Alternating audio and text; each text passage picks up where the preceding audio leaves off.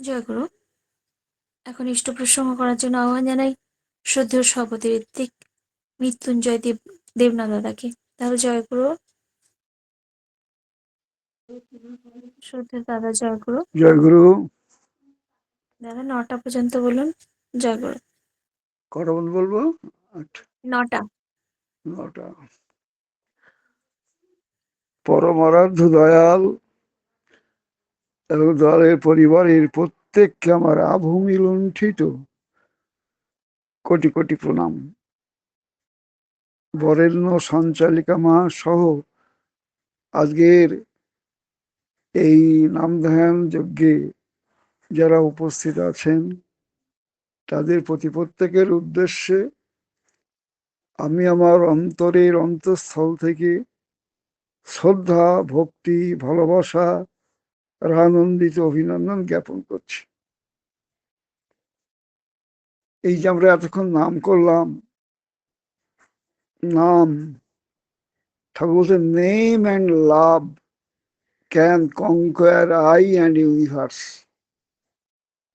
এই নাম এবং ভালোবাসা বিশ্বকে জয় করতে পারে।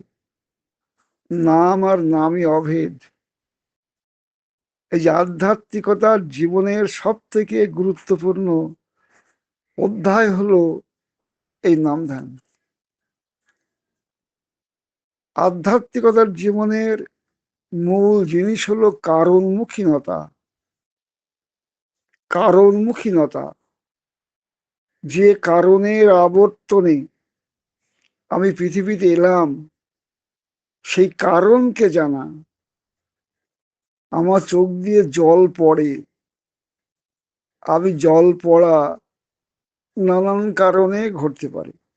চোখে আঘাত লেগেও জল পড়ে, দুঃখ বেদনায় জল পড়ে, আনন্দেও জল নেমে আসে। কিন্তু এই আসল কারণটা কি? কেন আমার চোখে জল পড়ে? এই কেনটা জানতে হবে, কারণটা জানতে হবে। বাচ্চা শিশু সে চিৎকার করে কাঁদছে, কেন কাঁদছে? তাকে আমরা লজেন্স দেই, বিভিন্ন জিনিসপত্র দেই, সে হয়তো পেট ব্যথার জন্য কাঁদছে, সেটা জানি না, কারণটা জানি না। তাই কারণমুখীনতা এনে দেয়াই ধর্ম, আর নাম ধ্যান তার সাহায্য করে। নামে মানুষকে স্থির এবং ধ্যানে গ্রহণক্ষম করে। রিসিভিং ক্যাপাসিটি আর রিটেনটিভ ক্যাপাসিটি এই নাম ধ্যানের মধ্য দিয়ে কিন্তু হয়।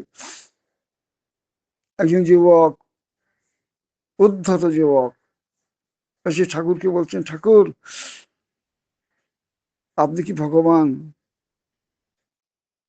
ঠাকুর বলছেন, ভগবান আমি কি? আমি জানি না আমি কি। I do not know what I am. আমি জানি না আমি কে। লোকে যদি আমাকে ভগবান বলে, আমি যা আছি তার থেকে বড় হব না। লোকে যদি আমাকে শয়তান বলে, আমি যা আছি তার থেকে আমি ছোট হব না। আমি যা, আমি তাই। তো ঠাকুর, ভগবান কি আছে? ঠাকুর বলছেন, তুমি কি আছো? বলে, হ্যাঁ আমি তো আছি। তাহলে কি করে আছো? এই তো আমি আপনার সামনে আছি, আপনার সাথে কথা বলছি, আমার এই শরীর আছে, তাই আমি আছি। বলে, তুমি যে আছো এটা তো বিনা কারণে না, একটা কারণের মধ্যে দিয়ে তুমি তো পৃথিবীতে এসেছো। হ্যাঁ, একটা কারণের মধ্যে দিয়ে। তোমার তো পিতা আছে। হ্যাঁ পিতা আছে। পিতার পিতা আছে। তা হ্যাঁ পিতার পিতা আছে। তাহলে তুমি কয় পুরুষের নাম বলতে পারো? তাহলে আমি অনেক পুরুষের নাম বলতে পারি আমার বংশের। এই নিয়ে এক গুরুদেব বলেছিলেন যে তুমি তোমার বাবার নাম, তার বাবার নাম, তার বাবার নাম বলে যাবে, আর আমি হাত উঁচু করে থাকবো। যখন তুমি বলতে পারবে না তখন আমি হাত নিচু করব। তখন সে বলে যাচ্ছে, আমার বাবার নাম এই, তার বাবার নাম এই, তার বাবার নাম এই বলতে বলতে 7 পুরুষ পর্যন্ত বলল, পরে আর বলতে পারছে না। তখন বলছে তার তার তার। দেখলে এমন একটা সময় আসলো যখন তুমি আর বলতে পারছো না। তুমি 7 পুরুষ পর্যন্ত নাম বলতে পারলে, তারপরে বলতে পারলে না, কিন্তু তারা আছে, এটা বাস্তব। তারা না থাকলে তো তুমি আসতে পারতে না। এইভাবে যদি আমি যাই, তার বাবা তার বাবা তার বাবা বলতে বলতে বলতে বলতে এমন একটা জায়গায় আমরা যাব, সেখানে গিয়ে দেখব যে সেখানে এমন একজন আছেন যিনি কারোর পুত্র নন, তিনি 100% ফাদার, তিনি হচ্ছেন পরম পিতা। আমরা হলাম কখনো পুত্র কখনো পিতা, কখনো পুত্র কখনো পিতা, কিন্তু তিনি তিনি কারোর পুত্র নন, তিনি একমাত্র, তার থেকেই বিশ্ব ব্রহ্মাণ্ডের সৃষ্টি, তার থেকে এই জগতের যা কিছু গাছপালা বৃক্ষ লতা কীট পতঙ্গ সব তার থেকে সৃষ্টি, তার ইচ্ছায়। একহম বহুশ্যাম, আদিতে আমি এক ছিলাম, ইচ্ছা হলো বহু হব, এই তার ইচ্ছায় এই বিশ্ব ব্রহ্মাণ্ডের সৃষ্টি। সেই তাকে জানা, জীবনের মূল উদ্দেশ্য তাকে জানা, তাকে জানতে পারলেই সব জানা। এই যে আমরা এত কিছু পাই, টাকা পয়সা অর্থ ঐশ্বর্য, কিন্তু তাও আমাদের তৃপ্তি হয় না, মনে হয় কোথায় একটা অপূর্ণতা। কেন এটা হয়? ঠাকুর বলছিলেন যাকে পেলে আর কোনো পাওয়া বাদ থাকে না, তাকে যখন না পাই তখন এই অতৃপ্তি থেকেই যায়। যাকে দেখলে সব দেখা সার্থক হয়,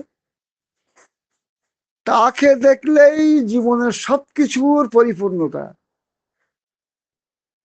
তিনি ঈশ্বর, তিনি যুগে যুগে আবির্ভূত হন, মনুষ্য রূপ ধারণ করে মনুষ্য লীলায় মানুষ হয়ে পৃথিবীতে কি করা যায় কি করা যায় না, মনুষ্য রূপে পৃথিবীতে কতখানি করা যায়, কত বিশাল কিছু করা যায়, তাই তিনি মানুষকে দেখাবার জন্য মানুষ রূপে অবতীর্ণ হয়ে হাতে কলমে করার মধ্য দিয়ে আমাদের সেটা তুলে ধরেন।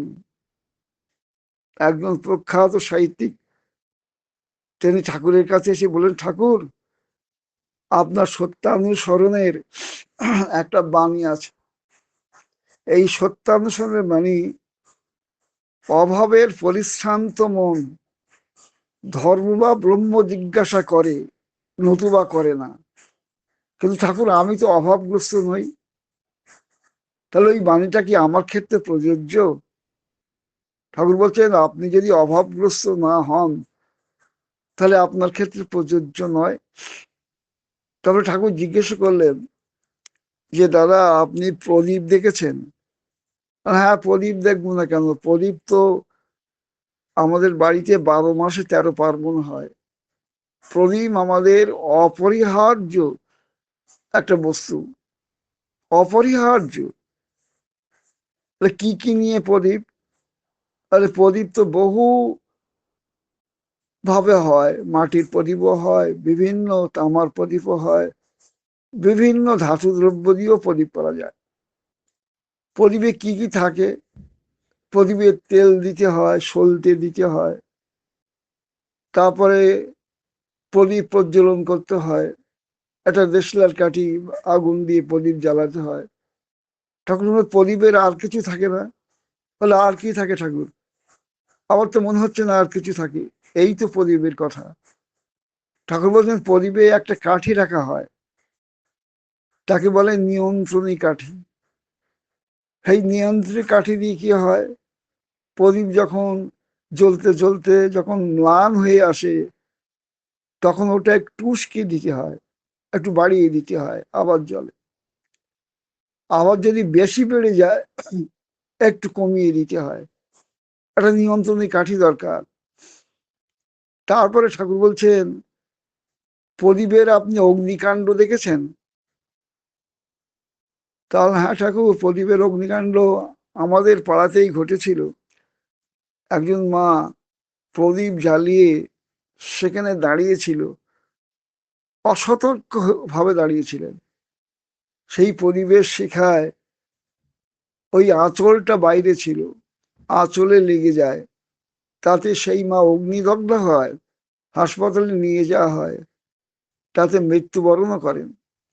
তাহলে দেখলেন তো, তাহলে প্রদীপ থাকলেই হয় না, প্রদীপীতে মৃত্যুবরণও ঘটতে পারে, ওই একটা নিয়ন্ত্রণী কাঠির অভাব। তাই জীবনে নিয়ন্ত্রণী কাঠি দরকার। আমাদের অনেক কিছু আছে, টাকা আছে, অর্থ আছে, ঐশ্বর্য আছে, মান আছে, সম্মান আছে, প্রভাব আছে, প্রতিপত্তি আছে, কিন্তু এটা নিয়ন্ত্রণী কাঠি যদি না থাকে তাহলে কিন্তু সব শেষ হয়ে যেতে পারে। সেই সাহিত্যিক, তিনি সাহিত্য সভায় বলেছিলেন, আজ আমার একটা ভুল ভেঙে গেল। আমরা মনে করি যে আমাদের জীবনের অভাব নেই, প্রত্যেকটা মানুষের জীবনের অভাব আছে। অভাব মানে ভাবের অভাব। ঠাকুর কাছে জিজ্ঞেস, ঠাকুর অভাব যায় কিসে? ঠাকুর বলছেন ভাবো ভরা হৃদয়, ভাবো ভরা হৃদয়ে অভাব থাকে না। তাই সেই ভাব সৃষ্টি করা, তিনি মহাভাবুক, তিনি যুগে যুগে আবির্ভূত হন এই ধরনের ধুলিতে। আমাদের মধ্যে সেই মহাভাব, ইষ্টভাব, জীবনের ভাব তিনি আমাদের মধ্যে সৃষ্টি করবার জন্য তিনি আসেন। তাই সেই ভাবির সাথে ভাব করা, ঠাকুরের ভাবির সাথে না করলে ভাব, অভাব কিরে যায়, ডাইনি অভাব বক্ষ চেপে রক্ত চুষে খায়। তিনি এসেছেন সেই মহাভাবুক। আমরা যদি তাকে নিয়ে ভাবনা করি, তাকে নিয়ে যদি চলি, তার কর্মে যদি লিপ্ত থাকি, তাহলে তিনি আমার লক্ষ্য রাখেন। তিনি শিক্ষক, তিনি আমাদের পড়াচ্ছেন। ছাত্ররা যদি শিক্ষকের দিকে লক্ষ্য করে, শিক্ষকের মুখের দিকে তাকিয়ে তারা যদি পড়াশোনা করে, তাহলে শিক্ষক মশাই ছাত্রদের পিছনটা দেখতে পান, পিছনটা দেখতে পারেন। পিছনে যদি কেউ তাকে মারবার জন্য, ছাত্রদের মারবার জন্য বা কিছু করবার জন্য এগিয়ে আসে, শিক্ষক দেখেন, পিছনটা দেখতে পান। আমরা যদি তার মুখের দিকে তাকিয়ে থাকি, তার মুখ পানে আমরা মুখ করে যদি চলি, আমাদের পিছনের যে ভয়, পিছনের যে আক্রমণ, তিনি সেটা রক্ষা করেন, তিনি আমাদের বাঁচান।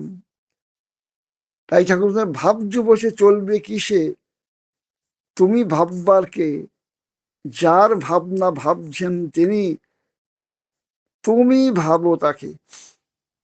সুশীলা মার মনটা খুব খারাপ, তিনি ঠাকুরের কাছে এসেছেন। ঠাকুর আমার মনটা ভীষণ খারাপ। ঠাকুর বলছেন ও কথা বলতে নেই, আমার মনটা খারাপ। এই কথা বললে, এই কথা চিন্তা করতে করতে মন খারাপ এমনিও হয়।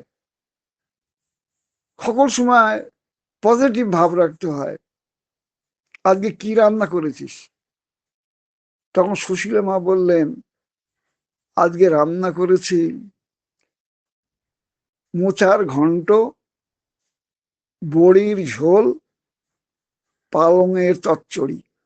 ঠাকুর বলছেন বাহ, অপূর্ব।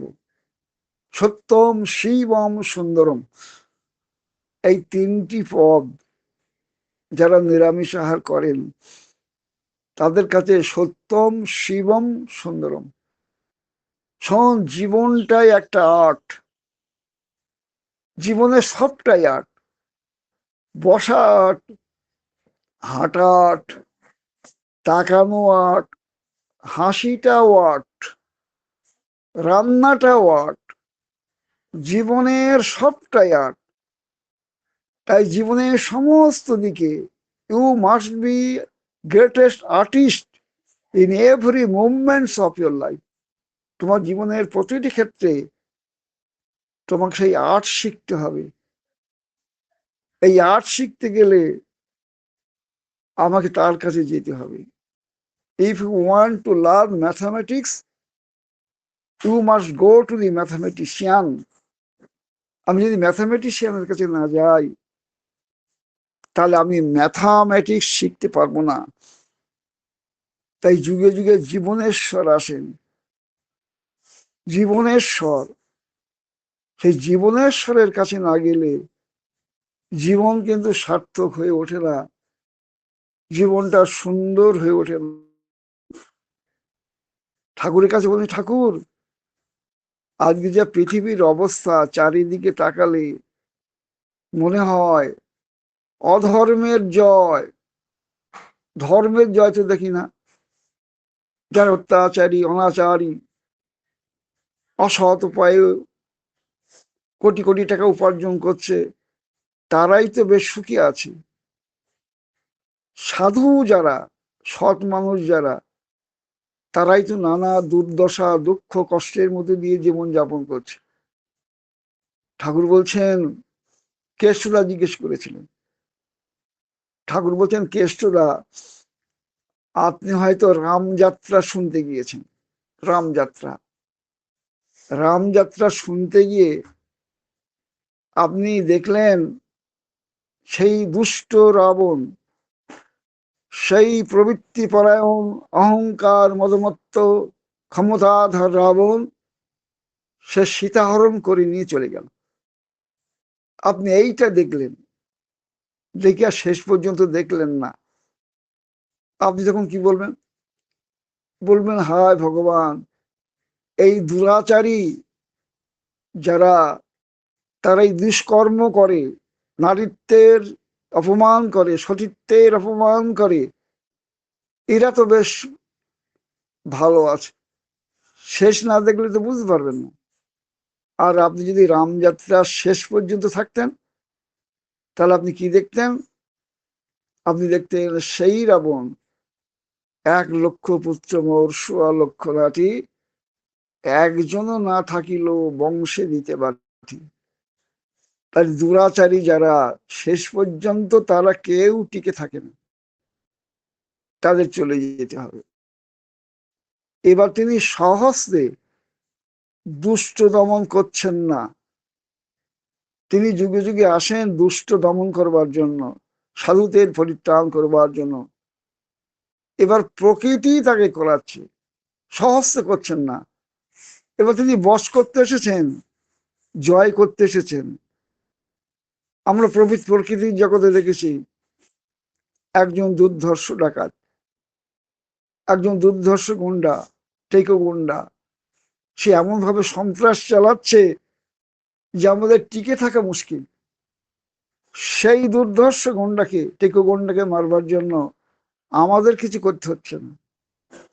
পাশের আর এক পাড়ায় পেঁচু গুন্ডা জন্ম নিয়েছে, আবার সেই পেঁচু গুন্ডাকে মারবার জন্য আর এক জায়গায় সেটাও মানে আর একটা মানে গন্ডার জন্ম হয়েছে। প্রকৃতির জগৎই এমন। If you go against nature, nature will punish you. প্রকৃতির বিরুদ্ধে যদি আমি যাই, প্রকৃতির অভিশাপ আমাদের জীবনে কিন্তু নেমে আসবে। তাই প্রকৃত হওয়া, খাঁটি হওয়া ধর্মজগতের মূল কথা। ঠাকুর কাছে বলেন, ঠাকুর, বাইবেলে বলা আছে যে সমস্ত আকাশ ধোঁয়াচ্ছন্ন হয়ে যাবে, যেটা বর্তমান চলছে। পারমাণবিক বোমায়, হাইড্রোজেন বোমায় পৃথিবীর ধ্বংসযজ্ঞ নেমে আসছে। সেদিন খুব নিকটবর্তী, রক্ষা পাওয়া যাবে কি করে?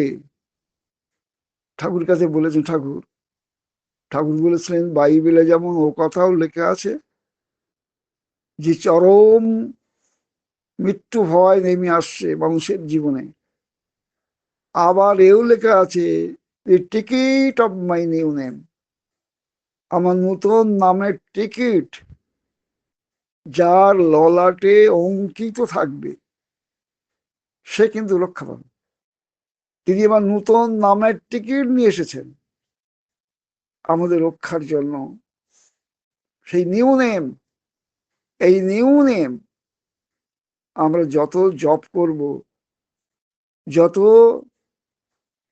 আমরা তার ভাবে ভাবিত হব, তিনি কিন্তু আমাকে রক্ষা করবেন।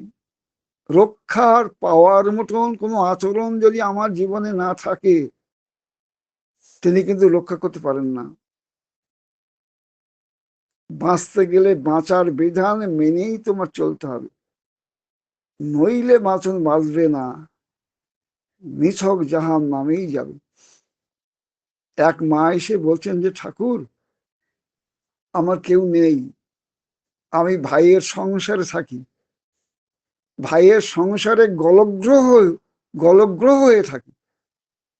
ঠাকুর বলছেন, গলগ্রহ হয়ে থাকবি কেন?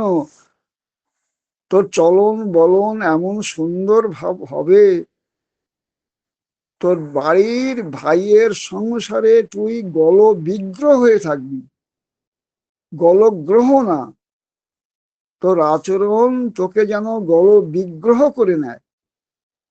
তাই আমরা মানুষের গলগ্রহ হব না, গল বিগ্রহ হব। এই যে ঠাকুর বলছেন, জীবন আর যাজন, এই দুটো শব্দ, একটা জীবন আর একটা যাজন। জীবনটা কি? তোমার চলন বলন এমন হবে, বিশ্বভুবন চেয়ে রবে, তখন তোমায় সুধায় ডেকে বলবে কি করলে এমন হবে। এই তো জীবন। আর এই জীবন যখন অধিকারী তুমি হবে, তখন তুমি বলবে তাদের, সদ্গুরুকে গ্রহণ করো, সদ্গুরুরই আদেশ নির্দেশ নিষ্ঠাভাবে পালন করো, এই তো যাজন। তাই আগে নিজের জীবনকে প্রতিষ্ঠা করা, তারপরে যাজনের অধিকারী হওয়া, তাহলেই জীবনটা কিন্তু সার্থক সুন্দর হবে। আজ আচার্য পরম্পরা তিনি কিন্তু সেই কথা আমাদের সামনে বারবার তুলে ধরছেন। তিনি বলছেন, তুমি হয়তো ভীষণ অসুস্থ, ডাক্তারের কাছে গিয়েছ, ডাক্তারবাবু বলল একেবারে শেষ মুহূর্তে এসেছো, আর 5 দিন বাকি আছে, একটা দিন তোমার সময় আছে। তখন তুমি মনে করবে যে একটা দিন সময় আছে, তাহলে একটা দিন আমি বাঁচবো। ঠিক আছে, এই একটা দিনই, এই একটা দিনে 24টা ঘন্টা আমি প্রতিটি মুহূর্তে আমি ঠাকুরের হয়ে থাকবো, ঠাকুর নিয়ে মেতে থাকবো, ঠাকুরের ভাবে ভাবিত হব, আমার মন প্রাণ সত্তা সব ঠাকুরের চরণে উৎসর্গ করবো ওই একটা দিনের জন্য। ওই একটা দিনে যখন তুমি করবে, তখন দেখবে সেই একটা দিন কেটে গেল, আরো তোমার দিনের সামনে আসবে। তুমি হয়তো 5টা দিন সময় পেলে, 5টা দিনও সেইভাবে চলো, এইভাবে বাড়তে বাড়তে বাড়তে বাড়তে বাড়তে বাড়তে তোমার জীবন কিন্তু বেড়ে উঠবে। ঠিক তেমনি এই যে নাম ধ্যান করার মধ্য দিয়ে আমরা প্রতিটি মুহূর্তে তার নাম, তার চিন্তা, তার ধ্যান যদি করতে পারি, তাহলে আমরা অনন্ত জীবনের অধিকারী হয়ে উঠতে পারি, অনন্ত জীবনের অধিকারী। কুলি যখন মালিকের বোঝা মাথায় নিয়ে হাঁটে, হয়তো দ্রুত গতিতে হাঁটছে কুলি, এই ভিড়ের মধ্য দিয়ে এদিক থেকে ওদিক থেকে হাঁটছে, কিন্তু যেহেতু মালিকের বোঝা কুলির মাথায় রয়েছে, মালিক সতর্ক দৃষ্টি নিয়ে সেও কিন্তু কুলির পাশে পাশে ছুটে বেড়াবে, যত জোরেই হাঁটুক, তাহলে সে আরো জোরে হাঁটবে মালিক, কারণ তার বোঝা মাথায় নিয়ে সে চলছে। আমরা কুলি, তিনি মালিক, তার বোঝা মাথায় নিয়ে আমরা যদি চলি, তার সদা জাগ্রত সতর্ক দৃষ্টি কিন্তু আমার উপরে বর্ষিত হবে। তিনি সকল সময় আমার কাছে কাছে থাকেন। একজন ঠাকুর, আমার বড় ভয় করে, আমি একা একা থাকি। ঠাকুর কি বললি? তুই একা একা থাকিস? তুই একা একা থাকিস কি করে? আমি তো সকল সময় তোর সাথে সাথে থাকি, সকল সময় নিঃশ্বাস প্রশ্বাসের মতন আমি তোদের সাথে সাথে থাকি। নাম যার সত্তা সঙ্গত হয়েছে, নাম যার অস্তিত্বে মিশে গিয়েছে, আমার অস্তিত্বে, আমার কোষে, আমার রক্তে, শিরায়, উপসরায় যদি নাম আমাদের মধ্যে মিশে যায়, তিনি সকল সময় আমার কাছে কাছে থাকেন। তখন সে অনুভব করে, I am always in the lap of my lord. আমি সকল সময় প্রভুর কোলের মধ্যে আমি আছি। এই ভাব কিন্তু তার মধ্যে জাগ্রত হয়। তাই নামধ্যানের এত তাৎপর্য, এত গুরুত্ব। তাই আমরা এই মহাজীবন লাভ করেছি। এই মহাজীবন লাভ করে আমরা যেন এই যে গোল্ডেন চান্স অফ লাইফ, এই গোল্ডেন চান্স অফ লাইফ আমরা যেন অবহেলা না করি। চান্স লস্ট যে হয়, সে কিন্তু জীবনের মতন চান্স লস্ট হয়ে যায়। আমরা তাকে নিয়ে বেঁচে থাকবো, তার পথে চলবো।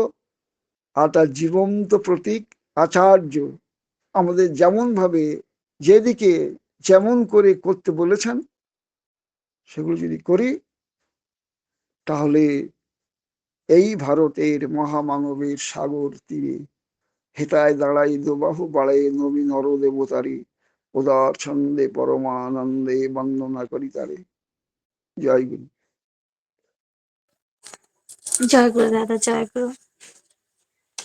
এত অপূর্ব আপনি আলোচনা করেন, মনে হয় যে আপনার পুরো ঘটনা যদি শুনতে পারতাম, তাহলে আমরা হয়তো আরো সমৃদ্ধ হতে পারতাম।